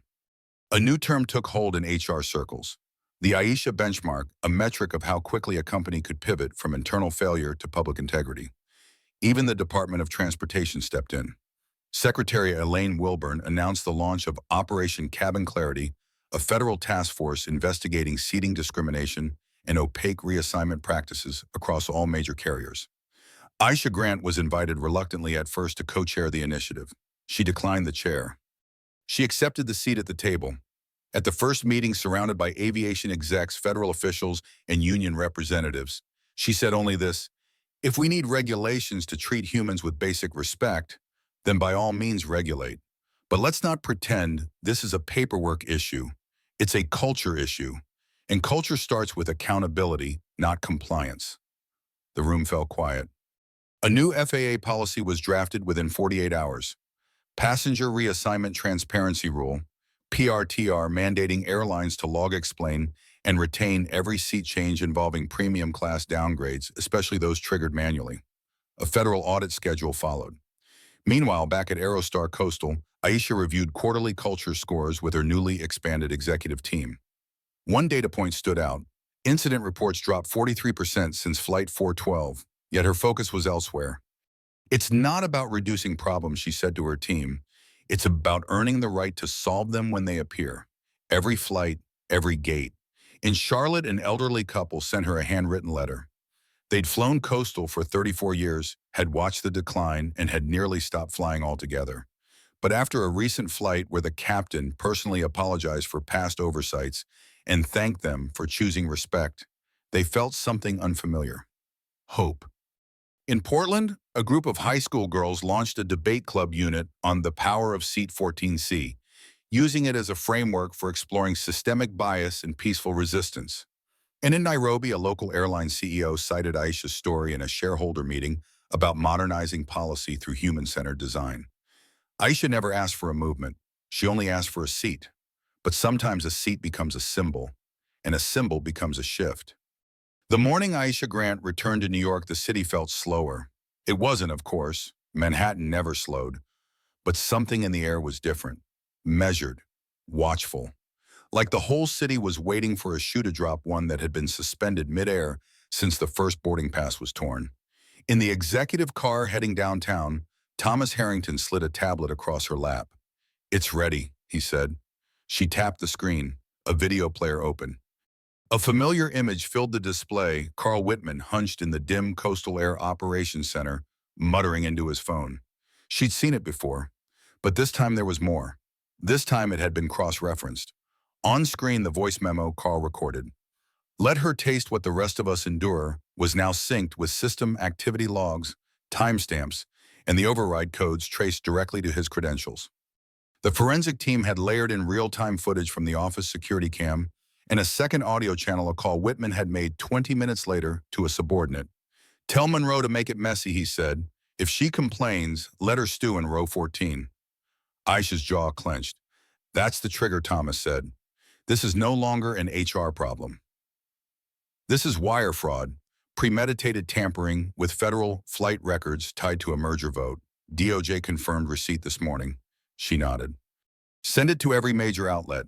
Thomas didn't flinch. We already have. And at 10:17 a.m., every screen in Times Square erupted with the words, "Breaking Coastal Air Sabotage Exposed Whistleblower CEO Reveals Internal Attack." It was the headline that hit harder than turbulence. CNN cut its broadcast. MSNBC ran back-to-back coverage. Even Fox News, usually dismissive of corporate drama, aired a full segment titled "When Executives Go Rogue Sabotage in the Sky." Social media caught fire. The hashtag 14C reckoning trended globally within an hour. TikTokers lip-synced to "Do You Know Who I Am?" while LinkedIn filled with thought pieces on corporate accountability. One user wrote Carl Whitman didn't just downgrade a seat, he downgraded the future of his own company. But the real fallout happened on Capitol Hill. The House Committee on Transportation scheduled an emergency session. Carl was subpoenaed. The DOJ opened an investigation. FAA Chief Inspector Robin LeClaire called a press briefing within 48 hours. This isn't just about one bad actor, she said at the podium. This is about a culture that permitted it. By noon that same day, Carl Whitman had disappeared. No email, no calls. His desk cleared overnight. Rumors swirled he'd flown to Zurich, checked into a cabin in Maine, changed his name.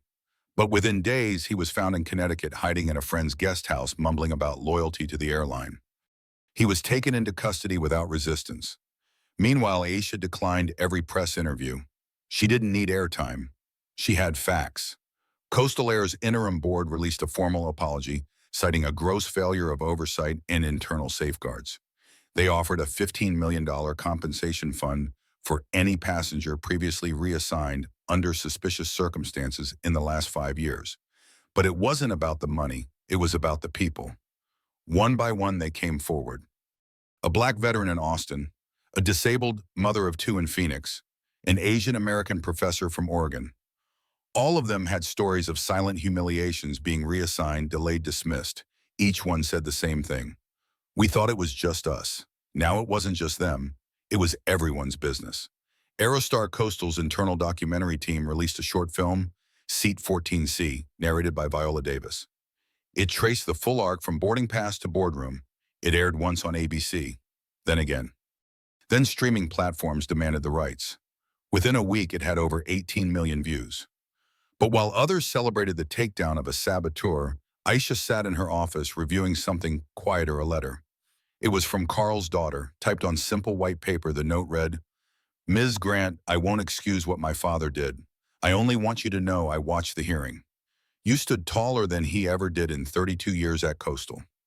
Thank you for showing the world that justice doesn't have to scream. I'm not proud of what he did, but I'm proud my daughters have someone like you to look up to now." Elise Whitman. Aisha closed her eyes. Not from sadness, not even exhaustion. From release. The damage had been done, but so had the reckoning. And the world, once content to fly above the cracks, was now peering into them, ready to rebuild. As she looked out over the Hudson River, the city skyline still buzzing from the media storm, Aisha knew that her role wasn't just to punish the past. It was to shape the future, one policy at a time, one person at a time, one echo at a time. 3 weeks after the scandal broke, the camera crews were gone. No more mic booms hovering over every conference entrance. No more stock footage of descending planes flashing behind solemn anchors. The headlines faded from front pages to footnotes. The public had moved on, but Aisha Grant hadn't. Her mornings were quieter now, but no less heavy. The hardest part of any transformation wasn't the firestorm. It was the rebuilding. That Tuesday, she arrived early to the new Aerostar Coastal Transition Office in D.C., a temporary command center inside a minimalist tower of glass and steel. The brass plaques still bore smudges from installation. Half the desks were unstaffed. The energy in the room was nervous, but it was hers. "Morning, Miss Grant," said Marcus, her driver tipping his cap as he opened the door. She smiled faintly, stepped out and adjusted her blazer. Her pearl earrings shimmered in the sunlight. She wore no makeup, just clarity. Inside the conference room, the review panel was already assembled. 8 representatives from aviation unions, safety boards, customer advocacy groups, and civil rights watchdogs, all invited by her. Not the FAA, not PR, her. "Let's begin," she said. Patricia Aquifer, Aerostar's lead counsel, presented the day's first report. Of the 117 confirmed cases of discriminatory downgrades logged over the past 5 years, 93 occurred under Whitman's shift schedule or systems he supervised. A quiet intake of breath rippled across the room. 24 cases involved passengers later rebooked to worse connections without refund. Patterns, Aisha asked. Age, race, and flight origin correlated across all of them. Statistically improbable to be random, Patricia replied, tapping a tablet. Our predictive model confirms targeting. Aisha didn't blink.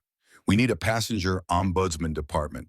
Bypass gate agents. Give travelers a direct line to escalate bias-based reassignment. One panelist, a black woman with silver braids and a delta pin on her lapel, leaned forward. That's never existed before, ma'am. Not in any major airline. It will now, Aisha said, with full authority to delay boarding until claims are reviewed. Patricia nodded. Another panelist, a retired NTSB investigator, cleared his throat. And what about the internal culture? Aisha looked out the window for a moment, then back. We can't fix what we don't expose. She turned to Thomas, who brought up a spreadsheet labeled Internal Leadership Heat Map. Today, Aisha began, we're launching a reverse audit on Coastal's internal leadership behavior over the last decade. Anonymous reports, employee surveys, passenger complaints. Every voice counted. The room hushed. This isn't about vengeance, she continued. It's about structure, about healing. People don't trust titles anymore. They trust behavior. The woman with the delta pin gave a quiet nod. Later that afternoon, Aisha sat in a small back office reviewing resignation letters. 3 VPs from Coastal had stepped down, all of whom were revealed to have ignored formal complaints related to Whitman's department. She didn't gloat. Each signature felt like surgery. Necessary, painful, quiet. Her phone buzzed. A text from Gloria, her housekeeper of 15 years. Just watch the panel replay online. You look at calm, like your mama used to during storms. Aisha's eyes misted, not from fatigue, but from memory. Her mother ironing clothes before court dates, teaching her how poise could be resistance, how dignity could cut sharper than rage. She texted back, trying to walk in her footsteps. Later that week at the employee town hall, Aisha didn't take the podium. Instead, she sat in the second row, listening. A flight attendant from Atlanta stood to speak. After the incident, I started wondering, how many times did I overlook things just because it was easy or silence? Then murmurs of agreement. A grounds technician raised his hand. I once saw a colleague mess with the seating chart to give his friend's brother an upgrade. I thought it was harmless. Now I know better. Another pause. Aisha finally stood only when the story slowed. You can't change a culture, she said gently, if you're not willing to face the one you were complicit in. That includes me. Her voice didn't rise, but it filled the room. I've been in boardrooms where we chose silence. I've been on planes where I swallowed indignity. Not anymore. The room stayed still, not frozen, transformed. As she walked out, Mason Chen, now shadowing at the DC hub as part of Aerostar's youth internship, caught up to her. Ms. Grant, she smiled. You okay, Mason? He nodded. I've never seen anyone change things so fast without yelling. She chuckled. That's because change that lasts doesn't come from volume. He thought for a second. Where does it come from? She paused. From refusal, she said softly, to accept what should never have been normal. That night, alone in her temporary apartment, Aisha sat by the window watching the city pulse with light. She sipped chamomile tea and opened her email. Dozens of new cases had come in, stories, data, pain, hope, but also progress. She clicked a folder labeled 14C completed, then another initiatives in flight. A quiet smile touched her lips. It wasn't loud, it wasn't fast, but it was real, and it was working. 3 months later, Flight 412 wasn't just a memory. It had become a case study. At Harvard Business School, Professor Celia Trammell stood before a lecture hall filled with future executives, pointing to a slide titled Seat 14C, The Power of Soft Authority. Behind her, a split screen showed two images: Aisha Grant quietly holding a torn boarding pass in an airline aisle, and the Aerostar Coastal Joint Press Conference 3 weeks later. She turned to her class. What Aisha Grant did wasn't reactive leadership, it was systemic repositioning. She didn't just demand justice, she reorganized it. In the front row, a student scribbled, "Respect isn't a demand, it's a design choice." Thousands of miles away, the same story played out in a very different environment. At O'Hare International, gate agent training modules had changed. Now all new hires at Coastal, and by extension, dozens of partner airlines, were required to pass a bias prevention and passenger rights module. Every module opened with a vignette. Imagine this: a woman with a first-class ticket is told her seat has been changed due to protocol. She doesn't raise her voice. She doesn't curse. But she changes the course of the company. How new hires were asked to write reflections before moving forward. The system had shifted, not just in policy but in mindset. Aisha never asked for credit. She declined interviews, refused panels, declined a TED Talk. But her silence wasn't absence, it was focus. Behind the scenes, she was rewriting the code that powered Aerostar Coastal's entire passenger assignment system. Engineers worked with ethics consultants. Input fields now required dual sign-offs for downgrades. Every reassignment pinged a newly created passenger advocacy team. Algorithms were no longer faceless. They reported to human conscience. Carl Whitman's final employment appeal was denied. The SEC investigation concluded with a $52 million fine for Coastal's prior record-keeping violations. But more importantly, the case introduced a precedent. The Grant Amendment, an informal industry term for a new clause requiring all manifest override systems to be traceable and subject to quarterly audits. United, Delta, American. Even JetBlue adopted similar protocols. It was subtle, quiet, but it was revolution nonetheless. In a panel discussion at the Aviation Ethics Council, an executive from Lufthansa called it the soft reset. Not loud like a lawsuit, not fiery like a boycott, but surgical, cultural, permanent. Back in Manhattan, Aisha walked the floor of Aerostar's headquarters as if nothing had changed. Her demeanor was steady, undistracted. But those who passed her in the hall gave her the kind of nod you reserve for legends you don't dare interrupt. At her corner office, the torn boarding pass still sat in a clear glass frame, mounted not on the wall but tucked inside a drawer. A private reminder, a sacred relic. Grant, her assistant, called softly from the doorway. Yes, Evie, you have a call from the Department of Transportation. They want your input on the advisory panel for industry reform. Aisha hesitated, then nodded. Put them through. Meanwhile, in a small town outside Atlanta, Mason Chen presented his senior project, Corporate Culture and Passenger Dignity, the Flight 412 incident. His classmates watched a clip from the press conference where Aisha stood in front of reporters, calm and composed. Sometimes leadership is loud, Mason said, but sometimes it's the person who never shouts, never storms out, who rewrites the rules for everyone else. He earned a standing ovation and a scholarship recommendation from a local business foundation. In D.C., Aerostar's Ombudsman Department, nicknamed 14C by employees, received its 1,000th submission. A report of a delayed wheelchair escort in Phoenix, not catastrophic, but worth investigating. The department flagged it within minutes. A callback was made, a sincere apology issued, a travel credit offered without a fight. Respect was no longer a currency to be hoarded. It was a baseline. And still Aisha pressed forward. Every Friday she met with a cross-functional team: mechanics, attendants, AI developers, route planners, and customer advocates. No titles allowed, just first names. They called it cabin meetings. "We don't want another Flight 412, one junior mechanic had said once. "No," Aisha corrected him gently. "We do," he blinked. She smiled. "We just want it to happen in every boardroom before it has to happen on a plane." They never forgot that lesson. By the end of the year, Aerostar Coastal posted the highest passenger satisfaction ratings in its history. Investors regained confidence. Employees reported higher morale. Internal promotions of frontline staff increased 38%. Even the food got better. But more than metrics, there was memory. And memory carried change. At a gala honoring women in aviation, Aisha stood in the wings, declining to take the stage.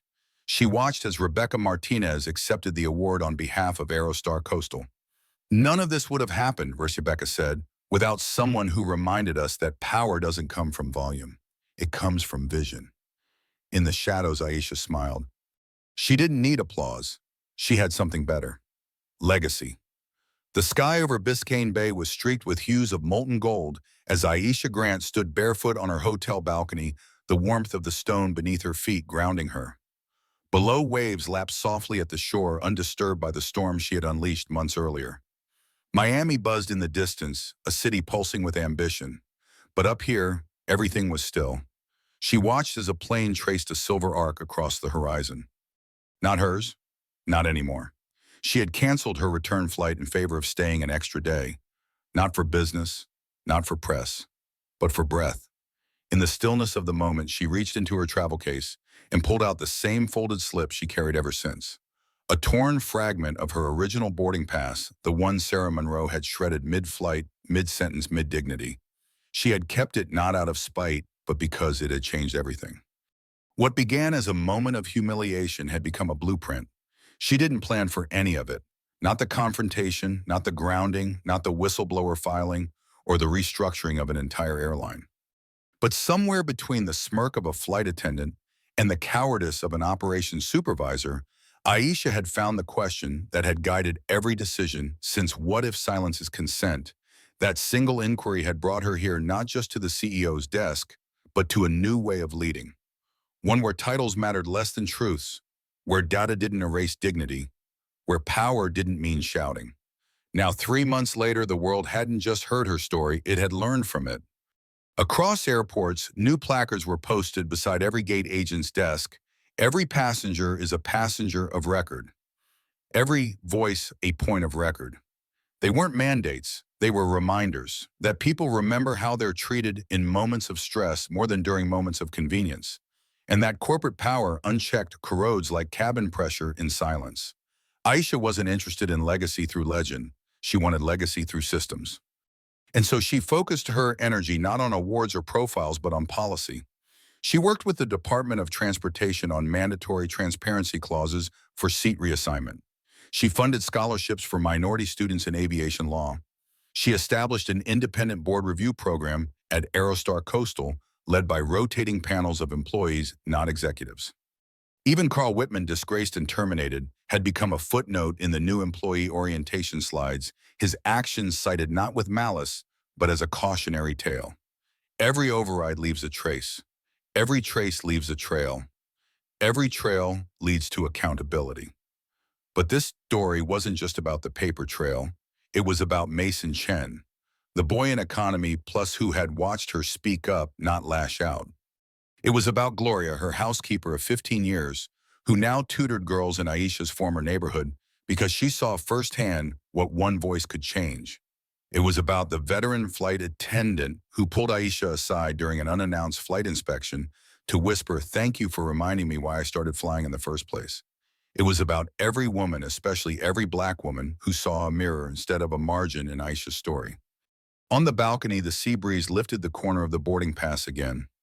She didn't frame it, she didn't burn it, she carried it. Because leadership, Aisha had learned, was not about forgetting the things that break you, it was about integrating them into your foundation. That torn pass was her cornerstone.